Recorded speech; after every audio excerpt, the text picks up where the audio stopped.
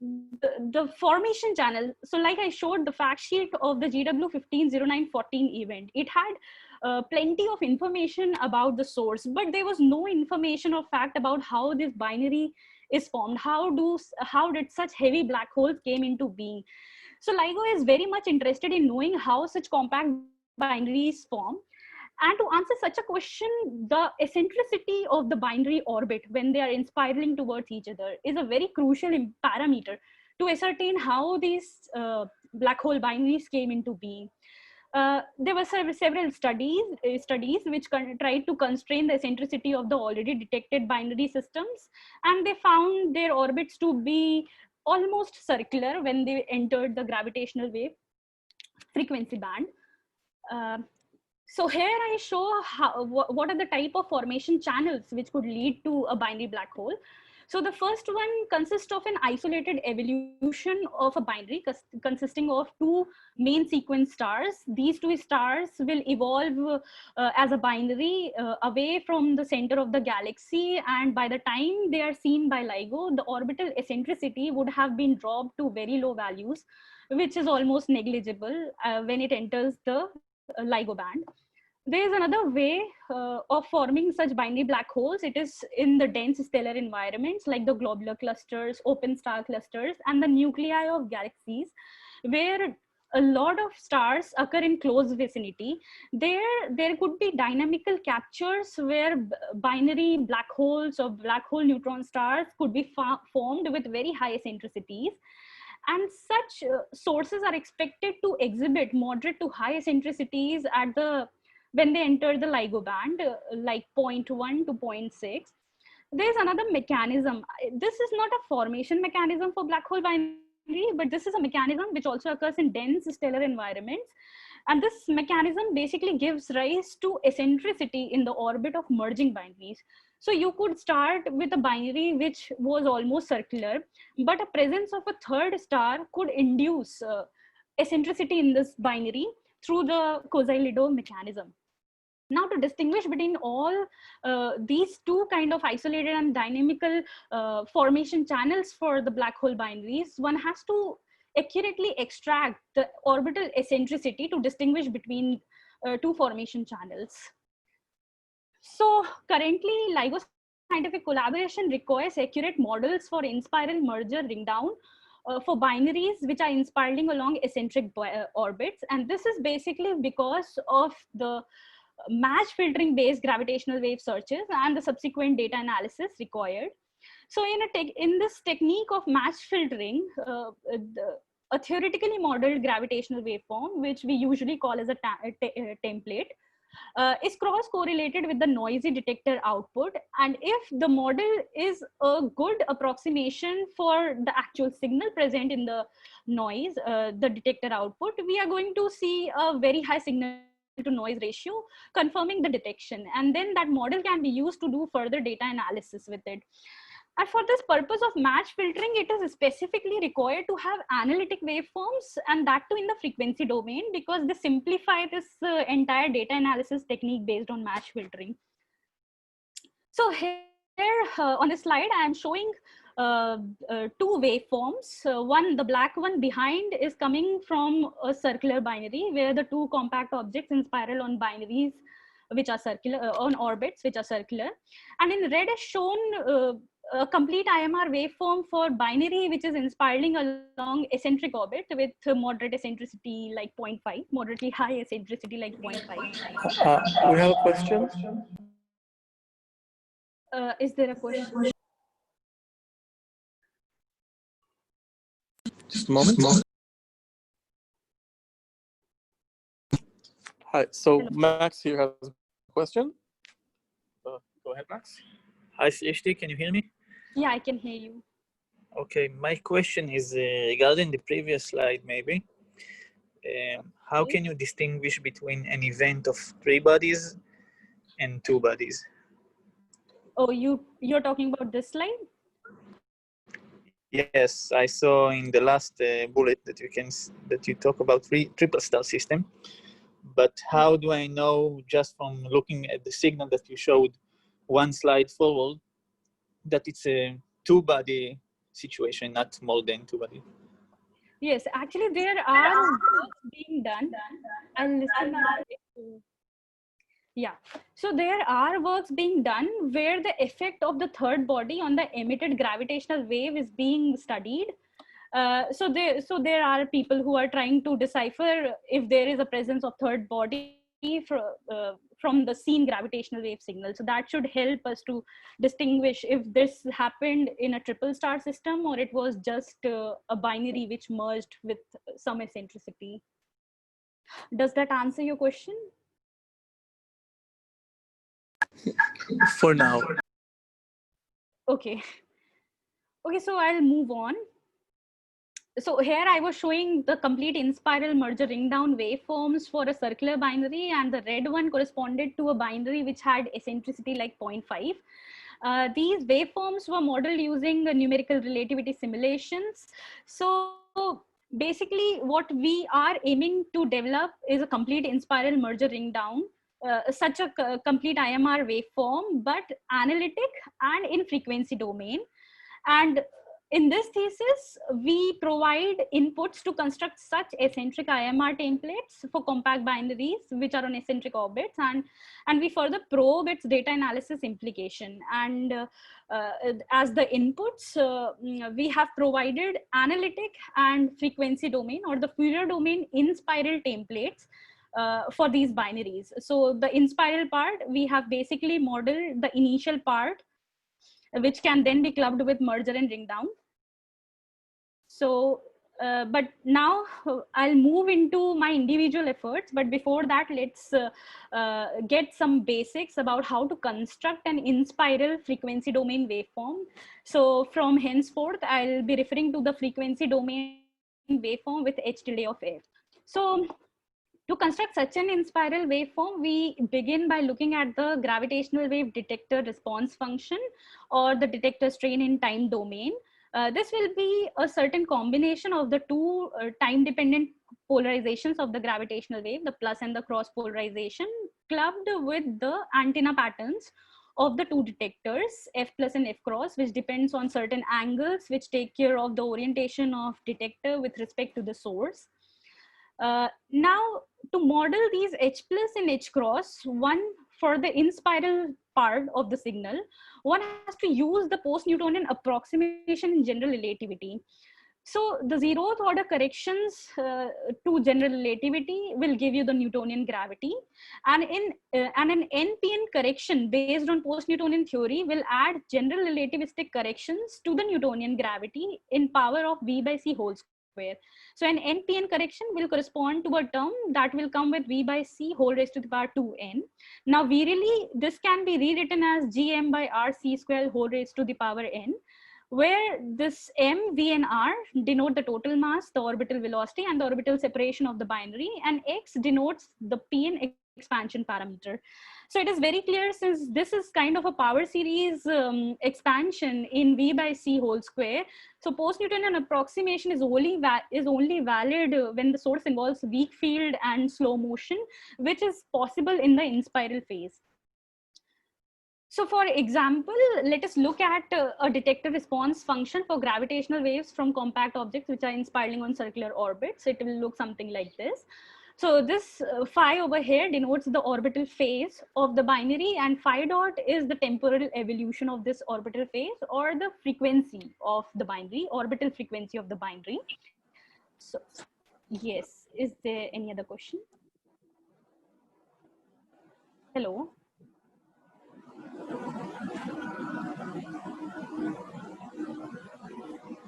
I think someone is not muted. Okay, I'll continue.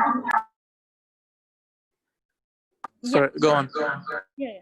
So looking at the detector response function for a circular binary, a circular in-spiraling binary, we need to apply the post-Newtonian approximations to the equations of motion x double dot, which will give you the orbital phase for the binary.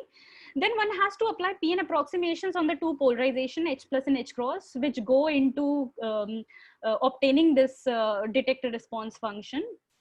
And finally, the gravitational wave luminosity also has to be approximated using post-Newtonian theory, because this will be used to obtain the frequency evolution of the orbital phase through the energy balance equation given over here. So the equation of motion at the leading order, the Newtonian order, are given by our usual minus gm over r squared term, and then there will be these post-Newtonian corrections added to this. So for the circular binaries, these equations of motions have been corrected to 3.5 pn order.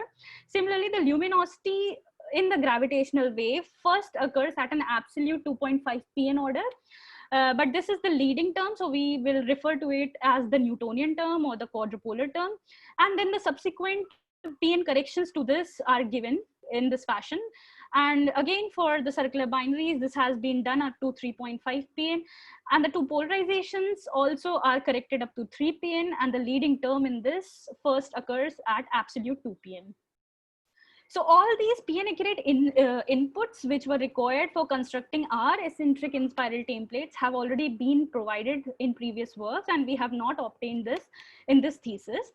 However, we have used all such inputs to compute the frequency domain waveform. So once we have the time domain detector response function, we can perform a Fourier transform like this to obtain h tilde f. But this is not a simple integral, and one has to use what is known as the stationary phase approximation to get an analytic solution for this Fourier transform. So what stationary phase approximation suggests is that to evaluate this integral at the stationary points of the phase of this Fourier integral, this will lead to a condition known as stationary phase condition, which will relate the orbital frequency of the binary to the gravitational wave frequency or the Fourier domain frequency, as we call it as small f. So the time domain response function, which I showed in the earlier slide, when we apply this stationary phase approximation to Fourier transform it, we'll get the frequency domain waveform h tilde f, which is shown over here. Now, an important quantity to describe this entire h tilde f is its Fourier phase. And the definition for this Fourier phase is obtained when we were Fourier transforming h of t. And the stationary phase condition then demands that this phase should be evaluated at stationary points at which the gravitational wave frequency will be twice the orbital frequency capital F. This is happening because in circular binaries, the phase of the gravitational wave is twice the phase of the binary orbital phase, where this phi is 2 pi f of t. So once we have all these inputs to construct the in-spiral h tilde f, this is what we have actually developed in this thesis. So first we have developed frequency domain analytic templates for compact binaries which are inspiraling along general relativistic orbits having mild eccentricities like 0.2. In a second work, we have constructed fully analytic frequency domain templates for binaries which inspiral along moderately high eccentric orbits like 0.6. And then we have done certain data analysis probing by using our realistic eccentric in-spiral templates developed in the first work. This is mainly for the space-based gravitational wave detector LISA. And finally, we have done other LIGO scientific collaboration related efforts, which basically include the probing the effect of magnetic dipole-dipole interaction in a binary neutron star system. And I'll also summarize my other LSC activities. So now we are going into my individual efforts, and the first work is where we have developed gravitational wave templates for compact binaries which are inspiraling along general relativistic eccentric orbits, by which I mean that they include the crucial effect of periastron advance. This work was already published last year, and it is getting decent citations. As we know that the eccentric orbits, when described in general relativity, do not close onto themselves. These orbits are found to precess, and this is basically because of an extra 1 by r cube term which is coming from general relativity to the effective potential which to the effective Newtonian potential, which has centrifugal barrier and a Newtonian gravitational potential in it. So what will happen is that this extra term will not let the periastron to come back to its original position after traveling a phase of 2 pi. And this is found, and this was already found in the Mercury perihelion precession, where this anomalous precession of some 43 arcsecond per century in Mercury's orbit could be accurately explained by general relativity. So all the earlier works which have developed in-spiral templates for eccentric binaries do not include this effect of periastron advance while modeling binaries, which are inspiraling along eccentric orbits. However, we include this effect for the very first time in our templates. So these are some salient features of the templates that we have developed in this work. So our post-Newtonian approximation based in-spiral templates incorporate for the very first time the effect of periastron advance, and which is accurate up to 3 pn. Then we have also incorporated the Fourier phase psi, which I mentioned some slides back, also to 3 pn order. And for the very first time, we have enhanced the amplitude of our waveforms to 1 pn order. And all the earlier works only took into account the Newtonian accurate waveforms, that is the gravitational waves which were being generated by quadrupole moment of the source. So to model these eccentric templates, we employ what is known as the post-circular scheme, where the gravitational wave amplitude as well as the phases are represented as a Taylor series in eccentricity. I'm not going to talk much about this scheme in this work because this is pertinent to what I have worked in the second project. So I'll discuss more about this there. And since we have incorporated series in eccentricity, we have kept some order to the power 6 corrections in eccentricity, and this has helped us to model orbits which have certain mild eccentricity, like up to 0.2. So this is where we begin. So first we look at the plus and cross polarization in time domain. And here is a complete 1 pn accurate expression for such polarization states. This term corresponds to the Newtonian amplitude, which is coming from the quadrupole moment. Then this term corresponds to 0.5 pn correction, and this corresponds to the 1 pn correction, and these higher corrections are coming from higher multipole moments like the mass quadrupole and the current octopole moments. This input was already provided by Yannick Butzel et al. So to understand this, we'll just look at the Newtonian part of this waveform, which is given by this complicated series over here. So what one should understand from this expression too is that first, the gravitational waves coming from an eccentric binary will be a superposition of the harmonics, various harmonics shown over here in summation with index j, several harmonics of the orbital phase phi. And also, since this template includes the effect of advance of periastron, we should also expect side bands appearing in the gravitational wave signal. So these three summations are because the effect of advance of periastron being shown by this phase integral phi prime has splitted the harmonics of the orbital phase in three distinct frequencies. So in this, the orbital phase we represent by phi is 1 plus k times L, where k is the rate of advance of periastron, and L is the mean anomaly of the orbit, which is related to the mean motion and time. And the shift in the orbital phase is encapsulated in phi prime, which is k times the mean anomaly. And the time derivative of orbital phase will give us the orbital frequency. So now we'll use the equation 2 over here to obtain the detector response function like this, as already mentioned. And then we further simplify this detector response function by combining the cosine and sine functions which appear in our plus and cross polarization. This is how the previous expression will now look like for the detector response function. And we have done nothing but just combining certain terms and redefining some new terms like this. This is combination of cosines and sine for plus and cross polarization and that antenna patterns.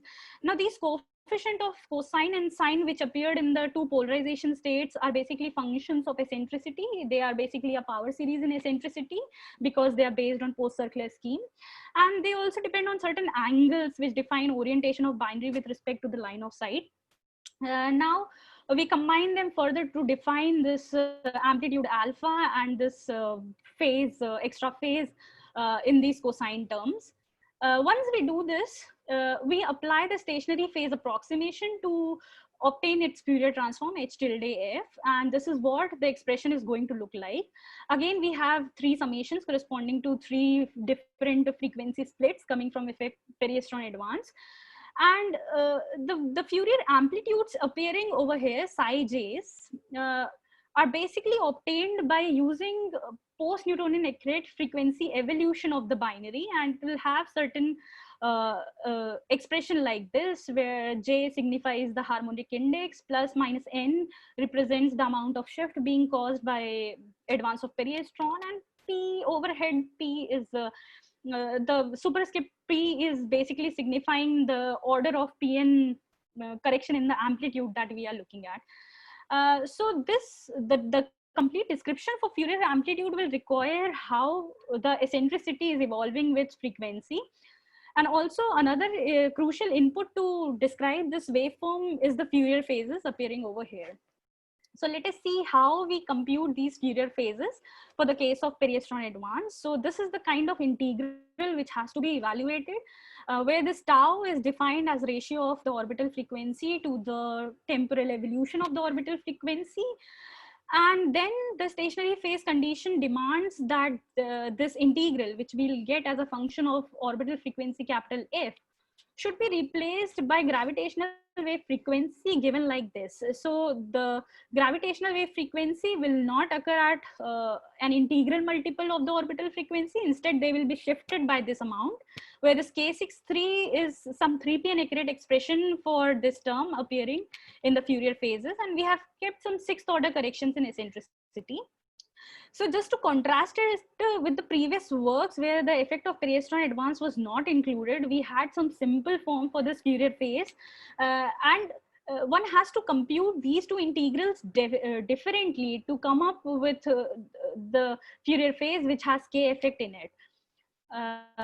Moving on, so here are some simpler expressions for the frequency evolution of orbital eccentricity and the Fourier phase that I'm showing over here. These here they are, I'm showing 1pn accurate, but we have computed up to 3pn accuracy, and we have also included eccentricity corrections up to fifth order in the eccentricity evolution. And for Fourier phase with advance of Perry-Stron, we have also computed 3pn accurate expression with sixth order corrections in eccentricity, and we see these the shift terms appearing in the expression for this. Whereas if we contrast it with a Fourier phase that doesn't include advance of Perry-Stron, we don't find such terms. And the frequency evolution in these expressions are taken care by chi, which is ratio of gravitational wave frequency with the lower frequency cutoff. Now this is the complete expression for our frequency domain waveform with full 1pn amplitude corrections. Till now I was showing just this initial Newtonian part. Now we have included the 0.5 and the 1pn part. And these expressions also include the effect of Perry-Stron advance. Hence, we see these splittings within each PN corrections. And the term delta over here is important. It is a mass combination of M1 and M2 of the binary, and it has implications for higher order, for asymmetric systems where higher multipoles will be important. So using our templates, we have performed certain data analysis implications. So for that, we have calculated match estimates where we obtain certain inner products between two gravitational waveforms in this way. And a match value between two waveforms which is greater than or equal to 0.97 is desirable to say that the templates that we have developed are faithful and effectual for searching the gravitational waves as well as doing parameter estimation. So for this match plot over here, we have taken a fiducial gravitational wave signal, which includes effect of periastron advance. And as a template, we are using waveforms that drop out the effect of periastron advance. And we have done this for 3 different binary systems consisting of black hole and neutron star. And what we find is that the effect of periastron advance is important to be included in the templates if we are looking for systems with eccentricities greater than 0.2. In the next match estimate, we have used as a fiducial signal a gravitational wave template where we have included full 6th order corrections in eccentricity in the phase as well as the amplitude. And as a template, we have matched them with waveforms which have only leading order corrections in eccentricity. Again, we did it for 3 different mass systems for various eccentricity values. And what we found is that 6th order corrections in eccentricity are important to be kept for binaries, for low mass binaries like a binary neutron star system. And lastly, we did this match estimate by using a fiducial signal, which included full 1pn amplitude correction. And as a template, we used a waveform where we used only Newtonian order amplitude. And this we have done for several mass ratios defined by M1 by M2. And what we found was that these match values are independent of the eccentricity of the system and are dependent on the mass ratio of the system. So if the masses, if the two masses mass ratio of the system is greater than 3, then it is important to include the higher order corrections in the gravitational wave amplitude, that is the corrections coming from octopole moment and the current quadrupole moment. And this was indeed found in 2 recent detection by LIGO, the GW190412 and GW190814, which were asymmetric binaries, and they showed a strong evidence of gravitational wave emission from higher multipoles. And this actually helped them to resolve the degeneracy between the distance and inclination angles. So just to summarize this work, we have computed 1pn accurate amplitude corrected frequency domain templates, which are analytic and they are suitable for modeling binaries, which are inspiraling along orbits up to eccentricity 0.2. And for the first time, they have included the advance of periastron effect. So they are more realistic for modeling eccentric binaries. Now we plan to use these templates for constraining orbital eccentricity for basically the binary neutron star systems, which have been detected so far. And we are also trying to incorporate the effect of spin of the black holes into our templates. And in future, we'll extend this inspiral template into a full-fledged IMR waveform using inputs from numerical relativity and black hole perturbation theory. So this was the first work. Now moving on to the second work, where we have modeled inspiral templates for compact binaries which are moving along moderately high eccentric orbits. And by moderately high, I mean eccentricity is up to 0.6. So this work was recently submitted to PRD, and it has already received a favorable review from the referees. So as I already mentioned in my earlier work, that my waveforms are based on post-circular scheme, and I'll be talking in detail about it in this work. So here is a current status of the post-circular scheme, where in our last work we have developed the most accurate eccentric waveforms, which have 1pn accurate amplitude, 3pn accurate Fourier phase with eccentricity corrections up to 6th order in eccentricity. And we have also incorporated advance of periastron to 3pn order. Whereas all the earlier templates had only Newtonian amplitude and some Newtonian accurate phase.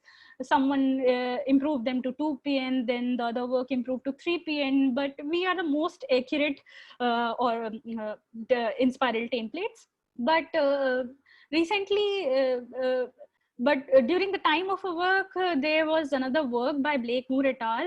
And they argued that all these post-circular scheme waveforms, which incorporate certain up to certain eccentricity corrections like order 8 or 6, might not be suitable for modeling binaries which have eccentricities greater than 0.2 when they enter the LIGO band. So what we did was we wanted to save the post-circular scheme because it is a very elegant scheme which gives us a straightforward analytic waveform for eccentric binaries. So what we so the important things that we have done in this waveform is to combine the post-circular scheme with another resummation technique known as a Pade approximation, and this has actually helped us to model compact binaries whose orbits have eccentricities up to 0.6.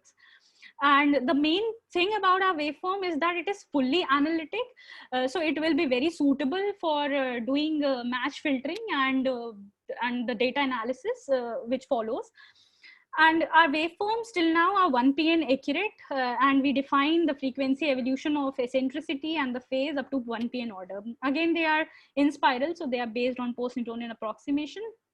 So let us first look at what post-circular scheme is. So this scheme the waveform using this scheme was first presented by Nicholas Younes in 2009. And this scheme basically develops analytic waveforms for binaries which are inspiraling along eccentric orbits.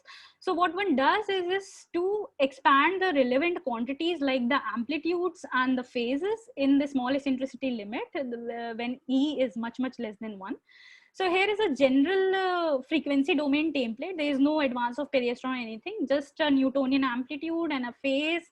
And this Fourier amplitudes over here, psi j, they are basically function of eccentricity. So this will, to operationalize these Fourier amplitudes, one has to give an accurate prescription for the frequency evolution of eccentricity ET. And here is a Fourier phase, which is again crucial to describe this entire waveform.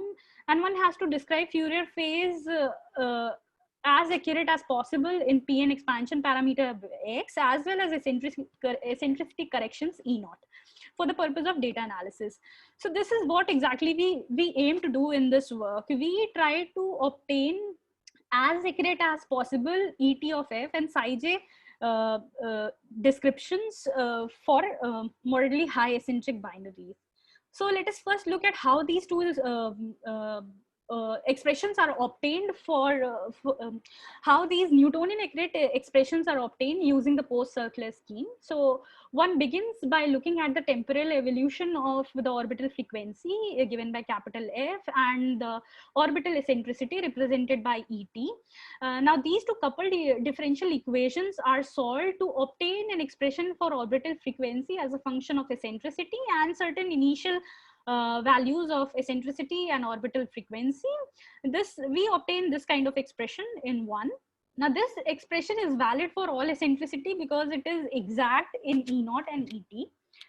However, if we want to obtain an expression from this where ET is a function of f, f naught and E naught analytically, then it will not be possible. For that, what post-circular scheme suggests is to expand this expression in ET much less than 1 and E naught much less than 1 limit, and then one can obtain this kind of analytic expression for eccentricity evolution, which depends on frequency and initial eccentricity of the orbit. Now the second prescription using the post-circular scheme is for the Fourier phase. The Fourier phase, which is defined like this, where phi is the orbital phase, j is some harmonic. I have already shown this expression previously. So what post-circular scheme suggests is to define this orbital phase as a function of frequency using this, where f dot comes from this equation, and the time variable as a function of frequency using this integral. Again, this can be done using df by dt. And to obtain these integrals, one again performs Taylor expansion in small eccentricity, and wherever ET appears, one has to replace this expression. So one can obtain this kind of post-circular scheme based Fourier phase expression, which is analytic, and again the frequency evolution is taken care by parameter chi. So now that we have two different ways of obtaining frequency evolution of orbital eccentricity, the one is by numerically inverting this equation, and the second is by simply putting eccentricity and chi values in this expression. We try to obtain fractional errors in the two ways of doing this. So this here is a plot in the fractional errors. There's a log scale, and here is the frequency evolution chi. And this we have done for a post-circular scheme-based this expression 2, which has up to 7th order corrections in E naught. And we find these errors to go like this. And as we increase the initial eccentricity in steps of 0.1, we find that the fractional errors increase by 2 orders of magnitude. And this is what exactly Blakemore et al. Said, that if the fractional errors are greater than 10 to the power minus 4 or similar, then it is going to have serious implication in modeling the inspiral part of eccentric waveform. So they came up with another... Hello? Yeah. Okay. What was the horizontal axis? What was the... This is chi. This is basically the ratio of frequency, gravitational wave frequency, with the lower gravitational wave cutoff of the detector. Okay. Yeah. So then Yunus et al., they came up with another scheme to improve the post-circular one, so that they can model binaries with eccentricities like 0.6. We refer to this scheme as Moro-Luyu approach in our work after the name of the authors. So what they suggested was to first numerically invert this orbital frequency, which we had obtained as function of ET, E naught, and F naught, to get the orbital frequency evolution for arbitrary eccentricities. And secondly, they suggested a way to compute the Fourier integral by redefining the phase phi as a function of eccentricity. And now this integral will require the temporal evolution of orbital eccentricity. And similarly, the time variable can be defined as integral like this. However, they do not make any expansion in eccentricity throughout their technique, which ensures that their waveform can model arbitrary eccentricities. But what we end up with, the kind of Fourier phase, is given in expression 4, where the sigma E naught depends on some initial eccentricity, and IE is a combination of what we know as the hypergeometric functions. And these hypergeometric functions are very computationally difficult to evaluate. So their overall scheme is semi-analytic, where we have to do some numerical inversions, and it incorporates a lot of difficult functions. So this might not be suitable for doing gravitational wave data analysis for online searches. So this motivated us to develop waveforms which are fully analytic. And motivated by but the Blakemore et al. First provided the Newtonian waveform family, and then they also provided 3PN extension to their scheme. However, we wanted to come up with fully analytic waveforms. So what we did was to apply something known as the Padé approximation technique on the analytic post-circular scheme-based waveforms. And this would help us to get a fully analytic eccentric waveform family. And the resummation techniques like Padé approximations are found to improve the convergence property of a Taylor series. So we first obtained the post-circular scheme-based waveforms, and then we obtained rational functions. Then we obtained the Padé approximant as a rational function of polynomials, and this is how one can do it. So let's say here is a Taylor series with some n plus m plus 1 terms. And this is a series in a variable z. And here is a Padé approximant which we call as PNM of z in the form of a polynomial in the numerator and a polynomial in the denominator. Again, the power series, again, it is dependent on variable z. So to obtain this Padé approximant, we'll first Taylor expand this up to the same order as the Taylor series. And then we'll equate the two to find the unknowns an and the bm's in the numerator and denominator respectively. So we use this technique, and we first obtain the post-circular scheme-based Newtonian expressions for Et of f and psi j of f with very high orders of eccentricity corrections written over here. And then we obtain the Padé approximants of the above quantities, which are symbolically written, can be written like this. Again, the z variable in these approximants represents the square of the eccentricity, and the various variables in numerator and denominator are basically functions of frequency and some initial value of eccentricity and frequency, and x over here represents the Pn expansion parameter. So once we had our Padé approximant for Newtonian accurate quantities, we again performed this fractional error calculations. And what we found was that the Padé approximants provide fractional errors which are much less than 10 to the power minus 4, even for eccentricities like 0.6. And to compare with this, we are also plotting over here a post-circular scheme based, the fractional errors coming from post-circular scheme based ET at a small eccentricity like 0.3. And we find that the errors are errors on post-circular scheme based ET are 2 orders of magnitude higher than our Padé approximant. So this motivated us to go ahead with the Padé approximants. And then we finally perform these match analysis, which I have already mentioned in my previous work. And this is again for 3 different compact binary systems. And what we are comparing over here is a fiducial waveform, which is coming from the Moreau-Liu approach, Newtonian accurate, and can model arbitrary eccentricities. And we are comparing it with a template, which is coming from our Padé approximants. And we are also plotting the match estimates between the Moreau-Liu approach and the post-circular scheme based inputs. And we clearly see that Padé approximant performs much better than these post-circular scheme based waveforms. So in a way, we have improved or we have pushed the eccentricity limit for post-circular waveforms to higher eccentricities like 0.6 using the Padé approximation technique. So further, we enhance the Pn accuracy of our frequency evolution of eccentricity and Fourier phase up to 1 Pn order. So first we obtain their post-circular scheme-based quantities, and then we obtain Padé approximants by applying the resummation technique on the Newtonian as well as the 1 Pn order individually. And we also computed 1 Pn extension to Et of f and psi j of f, which were prescribed by Moreau-Liu approach. And we again perform the match estimates for the 1 Pn accurate inputs for the 3 different binary systems. And again, we find that our Padé approximants are performing better than the post-circular scheme-based inputs. Now we move on to certain issues which we found at higher, when we were trying to push Padé approximants to higher Pn orders. So we also computed 2 Pn accurate expressions for the post-circular scheme-based Et of f and psi j of f, and further we obtained their Padé approximants.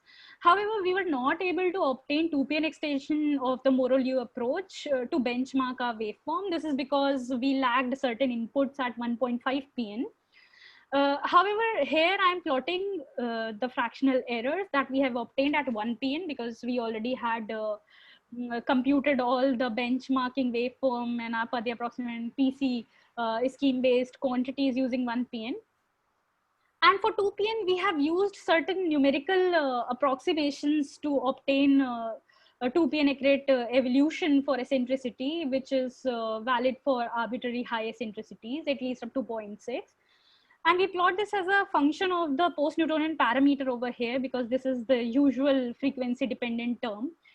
So what we find is that the fractional errors in eccentricity coming from post-circular scheme show certain structures, whereas the Padé approximants take care of these structures and give a smooth monotonic function for these fractional errors. But we also see the errors increasing with the Pn parameter. This suggests that we may also require a multivariate Padéing, where we Padé both on the eccentricity of the templates as well as on the Pn accurate quantities. That is the Pn term x. So to summarize this work, we have obtained fully analytic 1 Pn accurate templates, which combine both post-circular scheme and the Padé approximations to model binaries, which are spiraling along moderately high eccentric orbits like 0.6. And then what we found is that a multivariate Padéing on both eccentricity and Pn parameter x will be required to describe Pn accurate frequency evolution of orbital eccentricity. And lastly, we also need to come up with 3p accurate higher order Pade approximants to be consistent with what we already have for the other inspiral templates, eccentric templates. And lastly, we plan to combine such a 3p accurate once we are ready with it. Inspiral templates for compact binaries moving on moderately high eccentric orbits with an eccentric version of a waveform family under development in the LIGO scientific collaboration. This family is known as the IMR Phenom X, which can basically take any inspiral waveform as an input. So now moving on to my third work, this is basically an application of our realistic eccentric inspiral templates, which we have computed in my first work. And here we consider only the quadrupolar amplitude, and we use them to do certain parameter estimation to find the individual masses of the compact binary components. This work is still ongoing with people from University of Mississippi, Birmingham, and Johns Hopkins University. So this idea was motivated by the fact that we can do multi-band gravitational wave astronomy by using gravitational wave detectors both on ground as well as space. So there is a planned gravitational wave detector to be launched in space known as Laser Interferometer Space Antenna, or LISA, which is basically going to observe gravitational waves in the millihertz regime. And this plot over here basically shows that the stellar mass compact binaries, which we are seeing merging in the LIGO frequency band, will also be seen by the LISA band when it will be operational. So this is very interesting because if we can infer the properties of binaries already visible in the LISA band, then we can we can do an exciting science by making certain predictions when it enters the LIGO band. So the most important information about the binaries that can be used for doing this multi-band gravitational wave astronomy is the accurate determination of the individual masses of the binary system. This is because if we know the individual masses of the binary, we can provide an accurate general relativity based prediction for the time of arrival of these signals in the gravitational wave detectors. By using this kind of formula, again, it will use the frequency evolution of orbit described by general relativity. And if there is any deviation in the expected time of arrival, we can perform tests on GR. But before that, we need accurate determination of M1 and M2. So for doing that, we'll use quadrupolar inspiral templates because quadrupolar templates are sufficient to describe the gravitational waves from stellar mass compact binaries, which will be observable by LISA, because they'll be farther apart when they'll be emitting gravitational waves in the millihertz regime. And the previous eccentric templates which were developed before us, which did not include the effect of periastron advance, they were only able to estimate the chirp mass of the binary, which is a certain combination of the individual masses like this. However, if we use our quadrupolar order eccentric inspiral templates, which include the effect of periastron advance in them, we can estimate one more mass parameter, which is the symmetric mass ratio. Again, it is a combination of the two masses of the binary like this. Then we can combine these two parameters to find the individual masses of the binary. So here is a preliminary result, parameter estimation result, which was done using Fisher information matrix.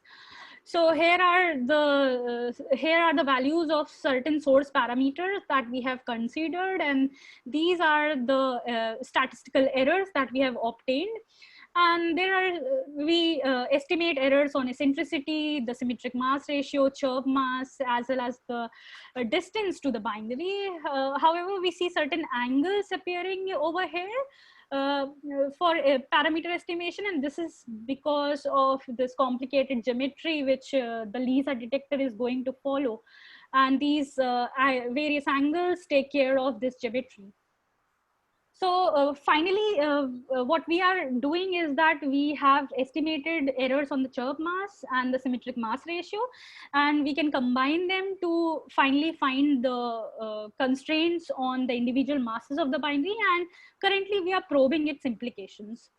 So this brings me to the last part of my talk, where I'll discuss the contributions to various other ongoing LHC efforts. And among them was to probe the effect of magnetic dipole-dipole interaction on gravitational wave phasing for a binary neutron star system.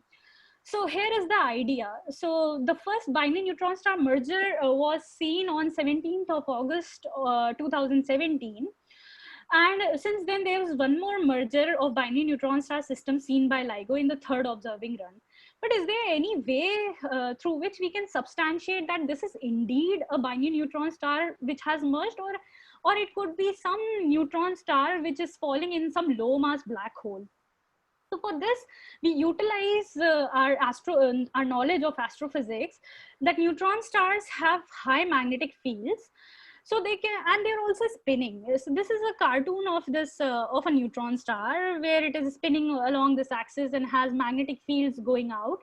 So what happens is that neutron stars can be treated as rotating magnetic dipoles. And we have learned in our classical physics in our undergraduate courses that if there are two magnetic dipoles, they are going to interact through a magnetic dipole-dipole interaction.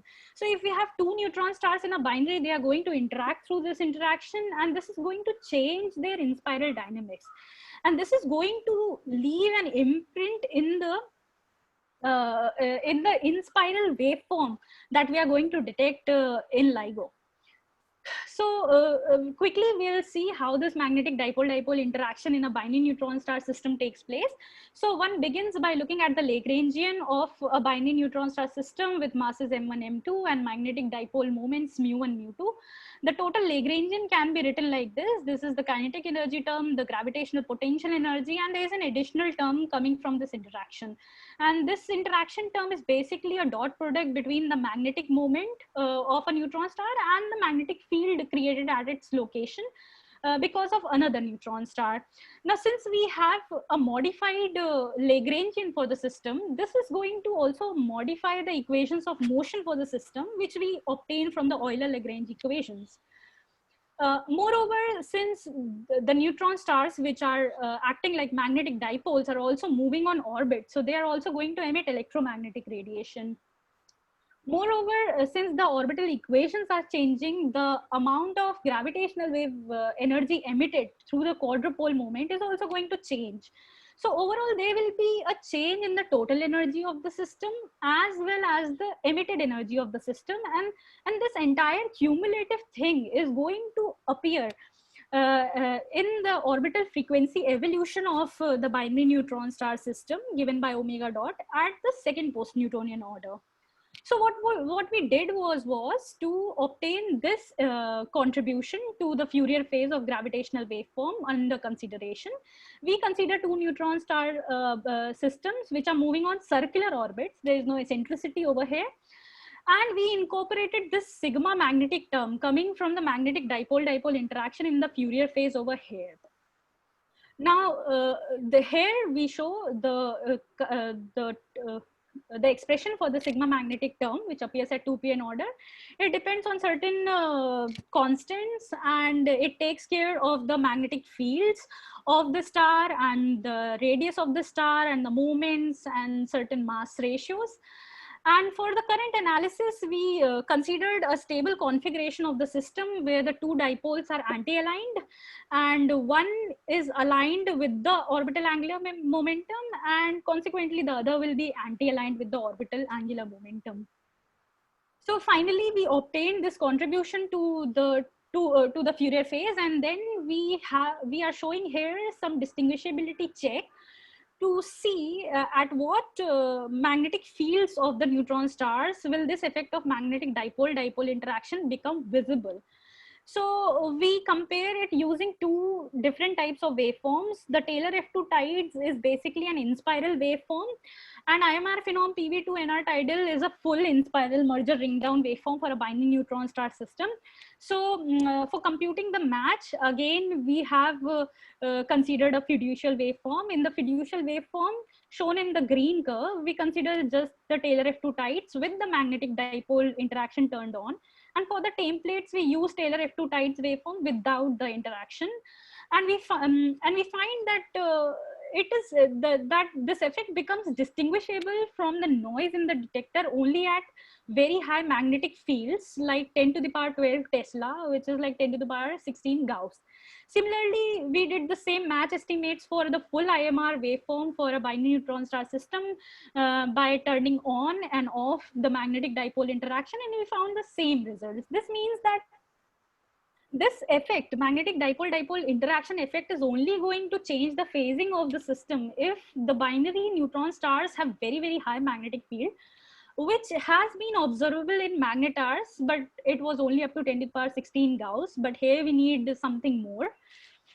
So, but another way of distinguishing this magnetic dipole-dipole interaction could be if we have detectors which are very sensitive, where the signal to noise ratio is very high. So to distinguish this effect, we either need very high magnetic field in the system, or we should have a very sensitive detector which could detect such tiny effects.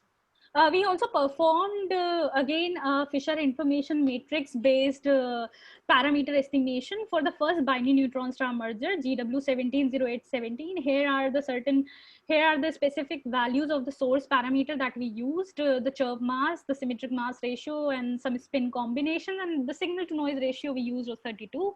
These are the errors that we inferred without using the magnetic dipole-dipole interaction. And the last row shows the errors that we incurred by including sigma magnetic in our waveform for very high magnetic field as suggested from our match plots.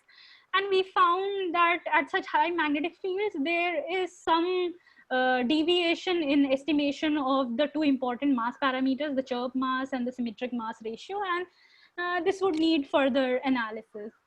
So to summarize this project, we see that magnetic dipole-dipole interactions are expected in a binary neutron star system, and they are going to alter the phase of the gravitational wave at the second post-Newtonian order. So we have performed certain match estimates to check the distinguishability of this effect for the current LIGO detectors. And we also estimated errors on the source parameter of GW170817 while including sigma magnetic in the Fourier phase. And the preliminary results suggest that this effect is not going to be distinguishable by the current ground-based gravitational wave detector. This might be possible in future with the third generation of gravitational wave detectors like the Einstein telescope or Cosmic Explorer. And again, since we have done a Fisher information analysis, in future we may need a detailed parameter estimation studies using the Bayesian analysis. So this is the last slide about my actual work. About my voluntary services to the LIGO scientific collaboration. So during the third observing run, which ended several months back and was 1 year long, starting from April 2019, I participated in the parameter estimation rota, in which I was assigned 3 different gravitational wave triggers, and I worked with my rota partners, David Yields and Stephen Fairhurst, to do parameter estimation on these triggers. But after a detailed analysis by the detector characterization people, we found that these are just glitches. However, the result of parameter estimation are stored in a Git repository, and they are also available on the publicly accessible Grace DB. And also throughout my PhD, I tried to get hands-on on the LIGO algorithm library suite, which are the pipelines of LIGO, which it utilizes for online searches and data analysis. So there is this LAL simulation package in this LAL suite where all sorts of in-spiral template, all sorts of templates from compact binary collisions are incorporated. So I implemented a simpler version of the Fourier domain in spiral template for eccentric systems, which was developed previously by Shashwat Tane.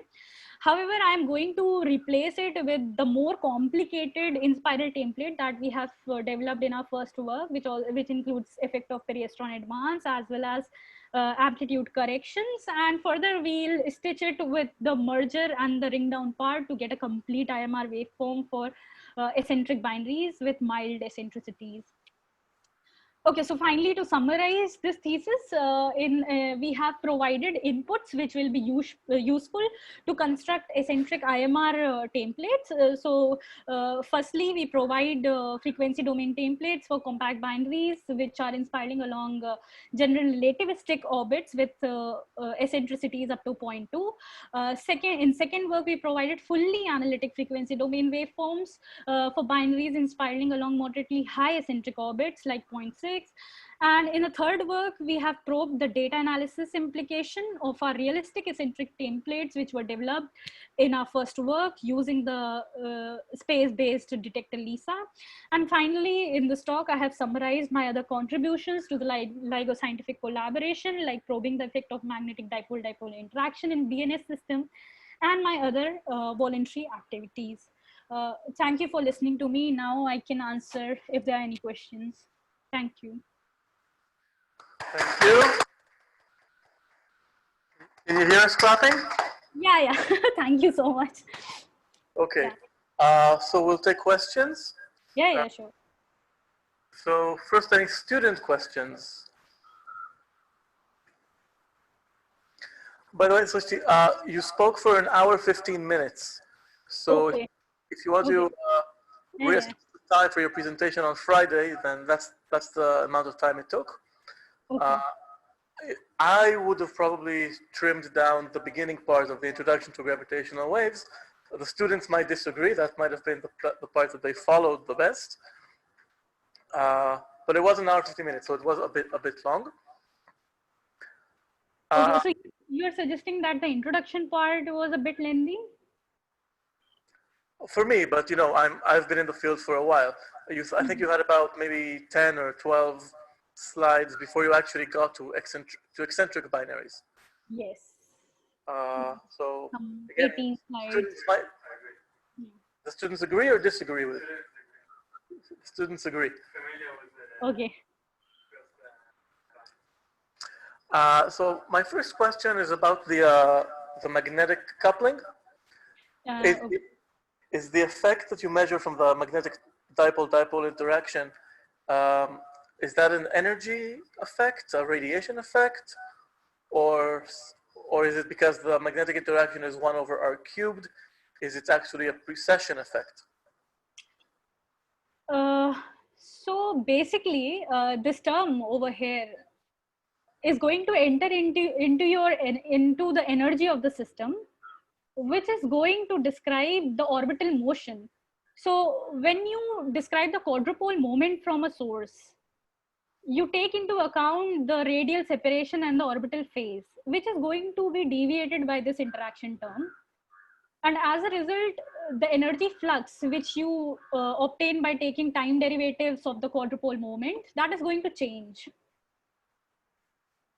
And similarly, the total energy is changing. So when you use the energy balance equation to obtain this orbital frequency evolution omega dot, you are going to see that this effect will enter at 2pn. I think I'm getting more technical. How to explain this simply? So your question was whether it is a precessional effect or? Well, first to understand if it's an energy balance effect, which is what I think you're saying, yes. Or if you also took into account the precession effect from introducing a 1 over r cubed coupling. No, this is not precession. No, if you are thinking about precession, this is not precession, because firstly we are considering circular orbits, and secondly we are considering a stable configuration between the magnetic moments and the orbital angular momentum to avoid any kind of orbital plane precessing. So there is no orbit precession. There is no orbit precession coming from this advance of periastron or the wobbling of the plane. This is just the energy balance condition. Okay, but would you expect, even if the magnetic fields are aligned with the orbital plane, so it's a planar problem, it's 2D, would you still expect in a periastron precession because of a 1 over r cubed term? And would it be more or less than the relativistic precession? This is a detailed analysis. This will require a detailed analysis because here, whatever picture I am giving is for circular orbits. So in circular orbits, there is no way of detecting the advance of periastron. That is why we incorporated only for eccentric orbits. So if you have circular systems, you are not going to see the precessional effect of periastron. Okay. Another question. I remember Maria was doing calculations of -1 PN terms, right? If you have an electric charge or things like that. So how does the magnetic field, does it come in at -1, at 0 PN, at +1 PN? What's the leading energy effect there? Actually, that is different from this magnetic dipole-dipole interaction. So what she was doing was, there are certain other theories of gravity, certain other geometric theories of gravity, which predict that gravitational waves can also come from a dipole term. So in Einstein's GR, the first term that gives rise to gravitational wave is the quadrupole moment of the source. However, there are other theories. I don't know the name specifically, but I know that they predict a dipole radiation. So that test which Maria was doing was to find the dipole term to say whether there are other theories of gravity which are into play, whether Einstein's gravity is right or not. That has nothing to do with this project, which is this classic magnetic dipole-dipole interaction. I think you are confusing between the two. Okay, so a classical electromagnetic monopole-monopole charge interaction, if the black holes were charged, that would be a -1 PN, right? Yeah, I don't know details about that. I don't know about other theories of gravity, but this is what I understand. Like I haven't gone through her work, but like from some general discussions, this is what I understand. So that is for testing GR. Like if there is another gravitational wave coming from a dipole moment, would mean that Einstein's theory of GR is not the one we should trust. There are other theories which are also into play, something like that. Okay. So LISA is expected to have these calibration binaries, white Yes. dwarf binaries. They're supposed to be very, in our galaxy and very well positioned and very well known. And so they're supposed to serve as, be detected with high amplitude and be used for calibration. Do you think the magnetic fields from those white dwarf binaries can be detected, or you can actually see their effect with LISA sensitivity, seeing this effect you describe of dipole-dipole interaction? Yeah, so this match plot that we have obtained are only for the design sensitivity of the LIGO detectors. So firstly, like you're suggesting, we should also repeat this analysis for the LISA detector. And since whatever we are finding over here is that the magnetic field of the source should be very, very strong, like 10 to the power 16 Gauss or so, which we don't know to exist in white dwarfs. We know that there are very highly magnetized neutron stars which can have up to this magnetic field, but we don't know of white dwarfs if they have such high magnetic field. So they might be having the magnetic dipole-dipole effect, but it will be very, very small as compared to what we'll see in a binary neutron star system. So right now, I don't have a clear answer to that, but yeah, some sort of analysis which we have done in this distinguishability plot will be helpful to answer that for LISA. Yeah. Okay. Does anyone have any questions about the magnetic stuff, or should we go back to the eccentric binaries? I have a question. Yes, Neta. Yeah, Can you go back to slide 44, please? I can't hear you, but you said go back. Yes, to slide 44, number 44. 1 second. Yeah. This one? No, then the one after that, please, I think. This one? I lost it. What was the subject? What was this?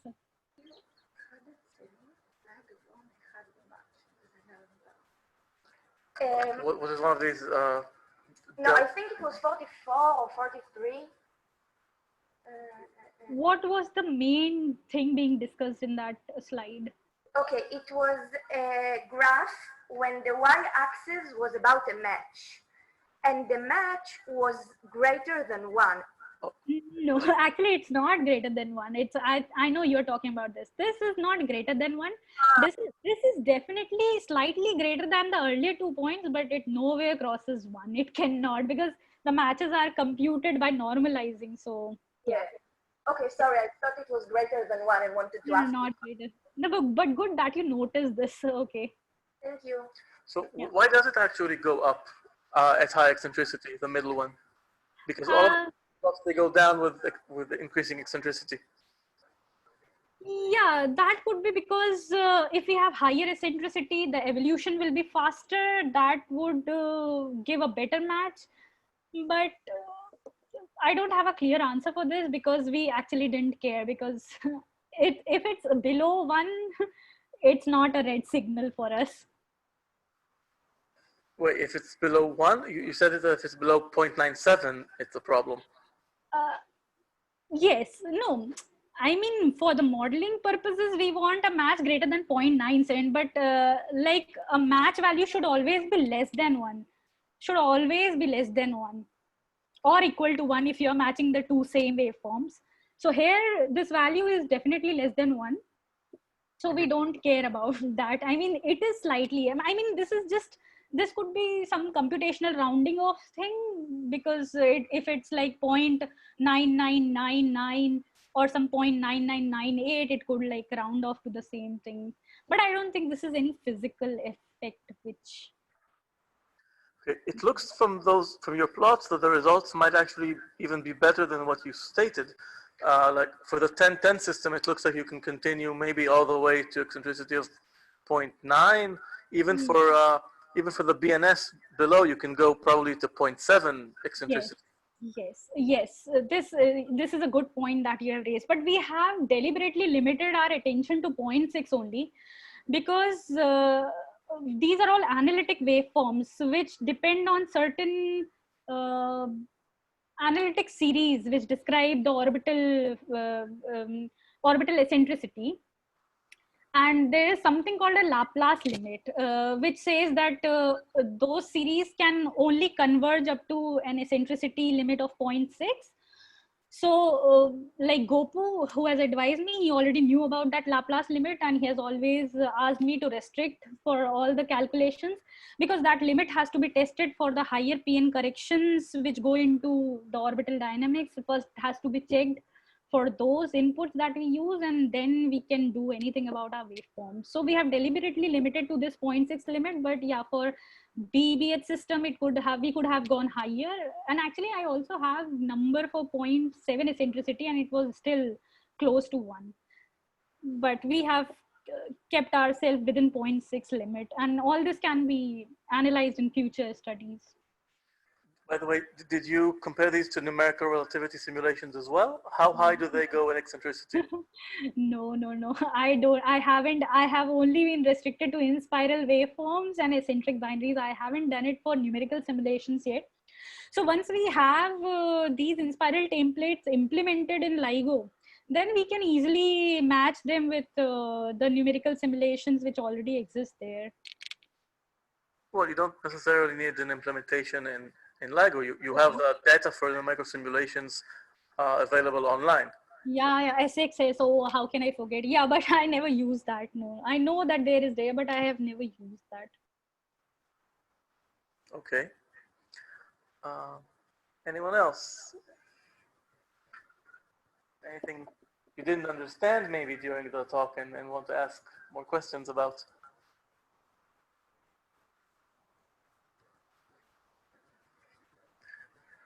Okay, I'll ask a basic question. Can you go back? I think it was slide 12 or something like that. The one with the eccentric waveform, 13. Okay.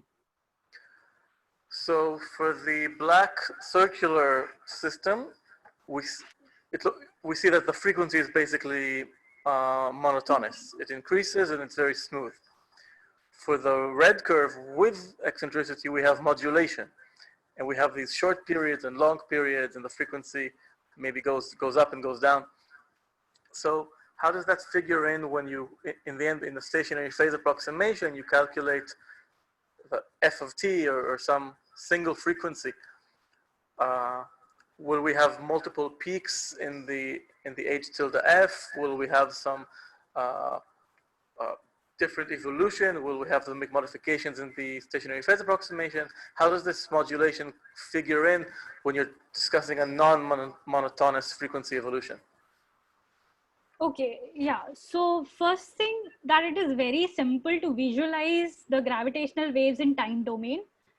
You are not going to see anything similar to this when you plot them in the frequency domain. It will be some noisy kind of stuff with a lot of power in the early part of the in spiral, and then the late spiral, in spiral will have some small amplitude and all. And this is basically coming from the Parseval's theorem, which says that the total energy in your waveform remains the same, whether you compute it in the time domain or you compute it in the frequency domain.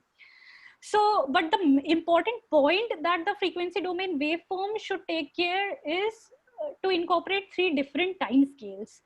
So in this red plot over here, there are 3 different time scales. The first corresponds to the orbital period of the binary. So we are seeing these single structures because the binary has completed 1 orbit. Then there is a radiation reaction time scale. So after multiple orbital periods, the periastron of the system is going to complete 1 circle or something. So this kind of structure, that this jiggly kind of structure, like going up and going down, like modulations in the amplitude, that is coming because of the effect of periastron advance. And lastly, you see this frequency keeps on increasing with time is because of the radiation reaction that is happening due to gravitational wave emission.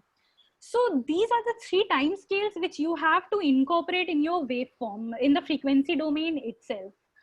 So now if you, which slide I should show? If you look at the waveforms that we have, the frequency domain waveforms, which we start from the time domain ones.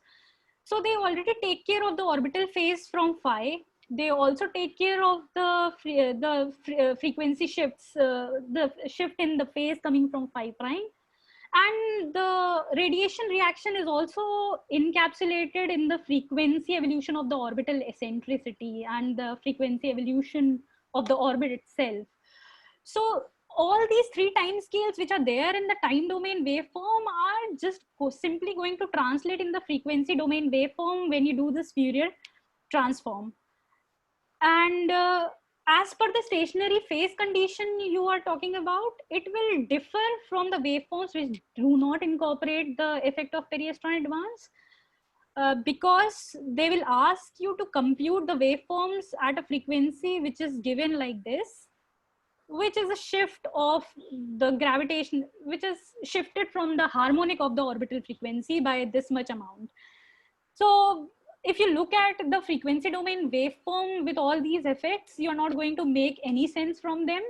But while modeling these waveforms, we take care that all these 3 effects are coherently and consistently incorporated in the waveform. Does that answer your question? Yes, yes. Okay, one more. This amplitude and all the analysis is for the 2-2 mode, right? You're talking about the match plots? The match plots and the stationary phase and all the templates you calculated, speaking of IMR phenomena, etc. You did them all for L equal M equal 2. Just write the... No, we do not focus on any specific mode. So what I was trying to tell from this expression 2 was that the eccentric, the waveform, the in-spiral waveform for eccentric system is going to depend on several harmonics of the orbital phase. And then one could compute the power in these harmonics for a particular eccentricity. And this is actually analysis. This power analysis has been done by Tesmer and Gopakumar in 2007, where they did this quantitative analysis and found that the second harmonic of the binary orbits, which have negligible eccentricities like less than 0.1, is going to be dominant. But as you move on in the eccentricity, like if you have more and more eccentricity in the system, then the power in these harmonics is going to get distributed. So you cannot neglect any harmonic. You have to keep the second, the third, and the higher harmonics, because the power keeps on getting distributed within them. So I think the 2-2 mode that you're talking about is when we do the spherical harmonic representation, which we do not do over here. That has to be done, I think, when this merger waveforms have to be staged or something. I don't know much about those spherical harmonics, how they have to be matched, but this is what I can tell you from for a eccentric system, that the power is distributed in various harmonics of the orbital frequency, of the orbital phase, of the gravitational wave frequencies, and yeah.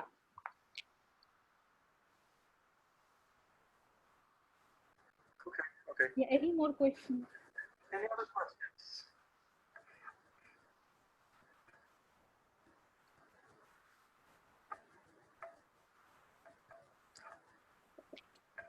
Well, congratulations. It seems like everyone understood everything.